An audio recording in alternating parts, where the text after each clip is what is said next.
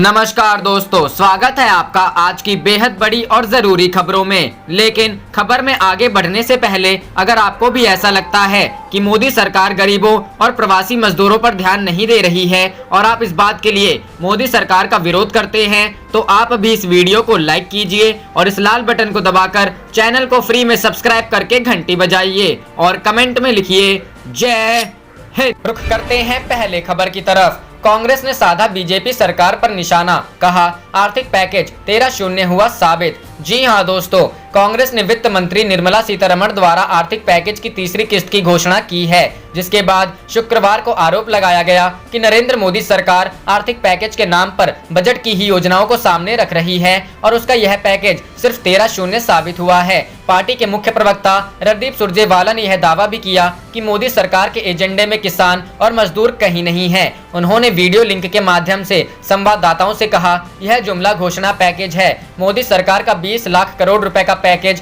केवल 13-0 साबित हुआ है। सुरजेवाला ने आरोप लगाया, वित्त मंत्री आर्थिक पैकेज के नाम पर बजट की योजनाओं को ही सामने रख रही हैं। रुख करते हैं अगली खबर की तरफ। बीजेपी की योजना पर भारी पड़ सकता है कमलनाथ का प्लान 22, पूर्व सीएम के दावे से मची खलबली। जी हां दोस्तों, मध्य प्रदेश में भले ही अभी कोरोना वायरस के कारण पैदा हुए संकट से निपटने के लिए बीजेपी और कांग्रेस जनसेवा का दावा कर रहे हों, लेकिन अंदर खाने दोनों पार्टियां 24 विधानसभा सीटों पर होने वाले उपचुनाव की रणनीति बनाने में जुटी हैं। ऐसे में पूर्व मुख्यमंत्री और प्रदेश कांग्रेस अध्यक्ष कमलनाथ के उस दावे से बीजेपी के अंदर खलबली मच गई है, जिसमें उन्होंने 24 विधानसभा सीटों में से 20 से 22 सीटें जीतने का दावा किया है। पूर्व सीएम कमलनाथ ने इस बात के भी संकेत साफ दिए हैं कि कांग्रेस छोड़कर बीजेपी में शामिल हुए बागियों के रवैये को लेकर भाजपा के अंदर खासी नाराजगी है। रुख करते हैं अगली खबर की तरफ। मोदी सरकार किसान और मजदूर विरोधी, जुमलों में ज्यादा यकीन, कांग्रेस। जी हां दोस्तों, कांग्रेस का मोदी सरकार पर हमला किसान और मजदूर विरोधी है ये सरकार। रणदीप सुरजेवाला, कोरोना काल में देश की अर्थव्यवस्था बुरे दौर से गुजर रही है। प्रधानमंत्री नरेंद्र मोदी ने इसे पटरी पर लाने के लिए 20 लाख करोड़ के आर्थिक पैकेज का ऐलान किया था। वित्त मंत्री निर्मला सीतारमण की ओर से तीनों दिनों से इस पर विस्तार से जानकारी दी जा रही है। शुक्रवार को उन्होंने प्रेस कॉन्फ्रेंस करते हुए किसान, मछुआरों और ग्रामीण क्षेत्र के लिए ऐलान किए। वित्त मंत्री के ऐलान के बाद अब कांग्रेस ने प्रतिक्रिया दी है। पार्टी प्रवक्ता रणदीप सुरजेवाला ने मोदी सरकार को किसान और मजदूर विरोधी बताया है।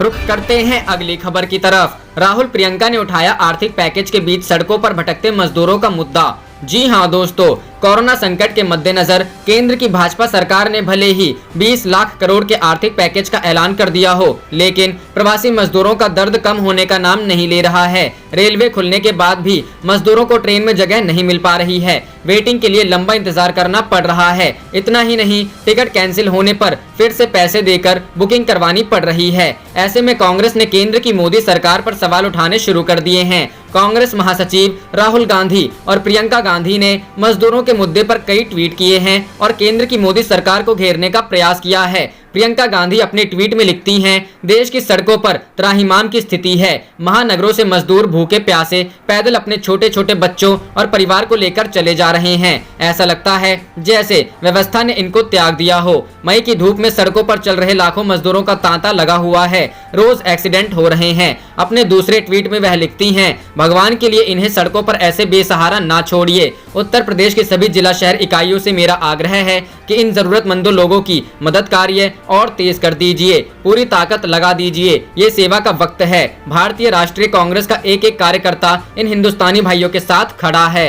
रुख करते हैं अगली खबर की तरफ। इलाहाबाद हाईकोर्ट ने रद्द किया गाजीपुर डीएम का आदेश, दी मस्जिदों में अजान की इजाजत। जी हां दोस्तों, यूपी के गाजीपुर जिले में मस्जिदों से लगाई जाने वाली अजान पर जिलाधिकारी ने रोक लगा दी थी। यह मामला हाईकोर्ट तक पहुंच गया था। दरअसल अजान पर इस रोक के खिलाफ बीएसपी सांसद अफजाल अंसारी ने इलाहाबाद हाईकोर्ट में याचिका लगाई थी। कोर्ट ने अपने फैसले में कहा है कि अजान इस्लाम का अहम हिस्सा है, लेकिन लाउड स्पीकर से अजान इस्लाम का हिस्सा नहीं है। इसके साथ ही हाईकोर्ट ने अजान को फंडामेंटल राइट तो माना, लेकिन इलेक्ट्रॉनिक डिवाइस द्वारा अजान को फंडामेंटल राइट नहीं माना है। अफजाल अंसारी की याचिका पर इलाहाबाद हाई कोर्ट ने सर्वोच्च न्यायालय के हवाले से निर्देश दिए हैं कोर्ट ने कहा है कि सक्षम अधिकारी से बिना अनुमति के इलेक्ट्रॉनिक डिवाइस का प्रयोग नहीं कर सकते। इलाहाबाद हाई कोर्ट ने गाजीपुर के डीएम के आदेश को रद्द कर दिया है। इसके साथ ही हाई कोर्ट ने मस्जिदों से अजान की अनुमति दे दी है। अदालत ने अपने फैसले में कहा है कि मस्जिदों में अजान से कोविड-19 की गाइडलाइन का उल्लंघन नहीं होता है।